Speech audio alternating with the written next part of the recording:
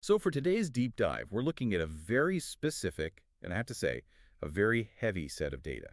It is. We have a report here from medical sources inside the Gaza Strip. And our mission today is really just to look at the numbers, to understand the human cost as it's been recorded since late 2023. Exactly. We need to be very clear that we're not getting into the politics of it. We are looking strictly at the casualty figures reported in these documents, starting from October 7, 2023. Okay, so let's get into it. The primary figure, the total loss of life reported here, it's massive. It is. The cumulative death toll is listed as 71,667. 71,667. And we should be precise about the phrasing in the source itself. The data specifically uses the word martyrs for these fatalities. That's the terminology they're using. Right, that's the classification on the page. But, Yeah. the number that actually jumped out at me even more was in the next column. The injuries. Yeah, the injuries. I mean, it's more than double the death toll. A significantly higher number. The report has it at 171,434. 171,000 people. When you see that written down, it just hits you differently than an abstract statistic. It really does. It changes how you even visualize the population there, doesn't it? Absolutely. I mean, if you combine those two figures, the deaths and the injuries, you're looking at a total of over 243,000 casualties. It's almost 250,000 people. It is.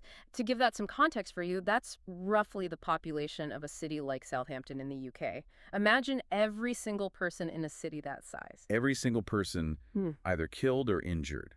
That density and that time frame, it's almost impossible to wrap your head around. It is. But the report isn't just looking back, is it? It also provides a snapshot of the current situation. That's right. It zooms right in on a single 24-hour period on a Tuesday to show that this is still an active, ongoing It's count. an active ticker. So what did that one day look like, according to the source? In that single 24-hour window, the medical sources recorded 5 new deaths arriving at hospitals. 5.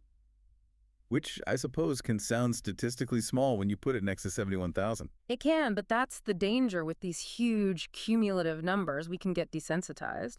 That 5 is the reminder that the mechanism causing these casualties is still running. Hospitals are still receiving new trauma cases. So if we pull back then, the whole picture from this source is it's a cumulative toll that's pushing 250,000 with a situation that continues to tick upward day by day. That's the reality laid out on the spreadsheet, yes. It just brings me back to that injury number, 171,000. It's the one that lingers, isn't it? It really is, because a death is, tragically, final, but an injury that represents a huge long-term need. A need for health care, for rehabilitation, for social support, for everything. Exactly. And I think that's the thought I'd want to leave you with. When the daily updates eventually stop, the news cycle will move on.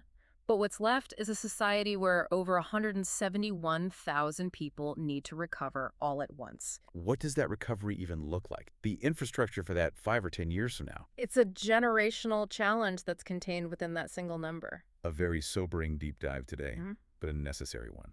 Thanks for listening. Take care.